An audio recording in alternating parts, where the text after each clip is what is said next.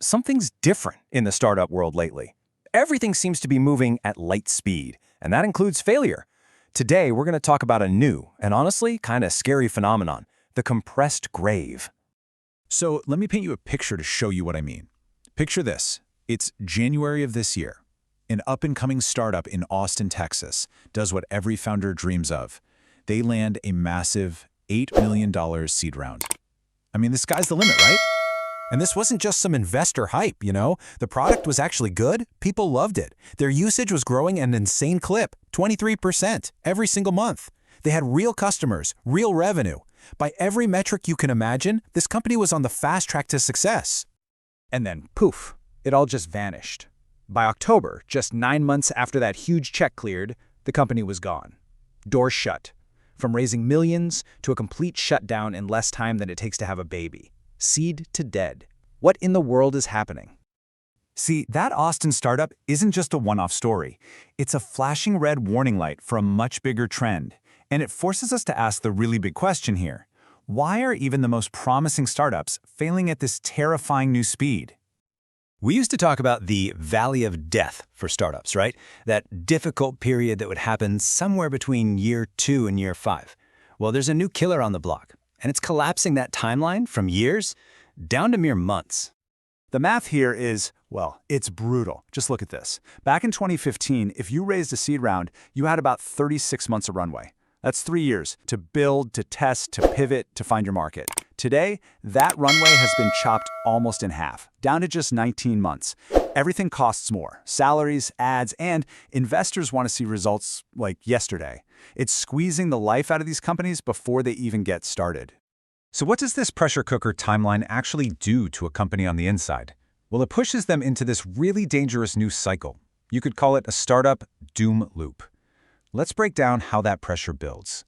It kicks off this awful vicious cycle. You've got less time, right? So you have to rush the product out the door. That means more bugs, a clunky experience, which leads to terrible customer retention.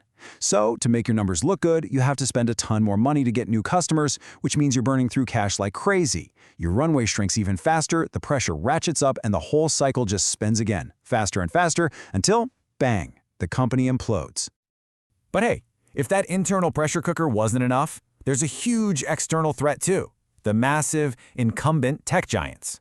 And they've basically perfected what you could call a kill switch for any competition that dares to pop up. And you can almost set your watch to how it plays out. It's a 7-act tragedy. Starts with promise and funding, but then you hit the high burn phase, and suddenly raising more money is impossible. You go into scramble mode, cutting everything, desperately trying to pivot. And then, right when you're at your absolute weakest, boom, phase 6. An incumbent, a Google, a Microsoft, casually launches a copycat feature for free to their billion users. Your growth flatlines overnight, and phase 7 is shut down. And the total time for that entire death spiral to play out? Just 14 to 22 months. A process that used to take 5, maybe 6 years is now happening in under 2. That's speed, that brutal, breathtaking speed. That's the whole point.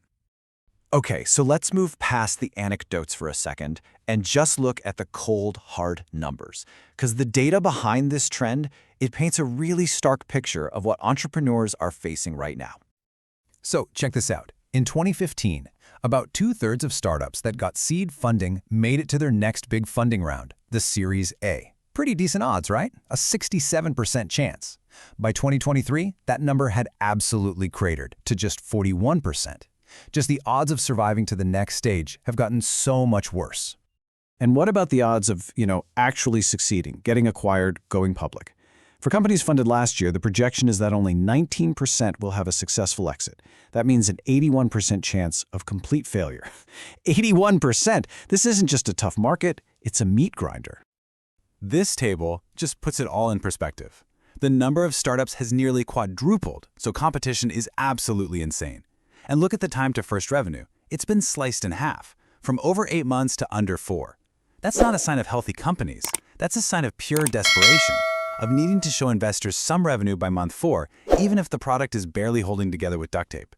And all this is happening, as we saw, with way less runway. All this data just flies in the face of the stuff you hear all the time. The hype.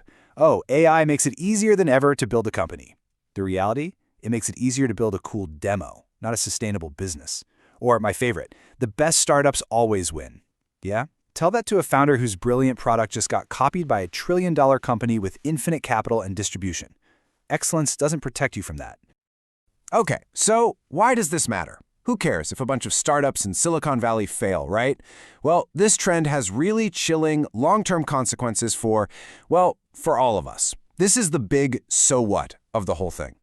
The fallout is pretty massive, and it's 4 big things. First, the best talent gets scared. Why would you leave your safe, high-paying job for an 81% chance of being unemployed in a year? Second, innovation gets boring. It narrows to only the safest, most obvious ideas that can make money super fast. No more big swings. Third, power just gets more and more concentrated in the hands of the tech giants. And fourth, it is just a colossal waste of incredible talent, energy, and money, all poured into ideas that were never really given a fighting chance.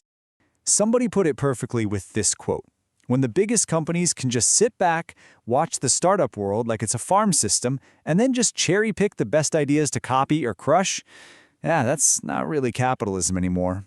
It's something else entirely." And that brings us full circle, right back to that founder from Austin we started with. 6 months after his company died, he's working at Meta now, the very same company whose moves helped kill his dream. He said, "I can't compete with that. Nobody can. So why try?" And that's the question this whole thing leaves us with. When the brightest people with the best ideas start asking, why even bother? What does that mean for the future of, everything?